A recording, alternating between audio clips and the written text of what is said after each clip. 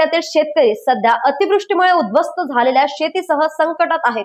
या पार्श्वभूमीवर शिवसेना पक्षाच्या वतीने बैलगाडी मोर्चा काढण्यात आला। तालुक्यातील तालुका प्रमुख ज्ञानेश्वर झटे उर्फ माहुली यांच्या नेतृत्वाखाली मोर्चा औंढा बस स्थानक ते तहसील कार्यालयापर्यंत नेण्यात आला। हिंगोली जिल्ह्यातील औंढा नागनाथ तालुक्यात शेतकऱ्यांवर पुन्हा एकदा निसर्ग कोसळलेला आहे। अतिवृष्टीमुळे शेतीचे मोठ्या प्रमाणावर नुकसान झाले असून शेतकऱ्यांची स्थिती अत्यंत गंभीर बनली आहे।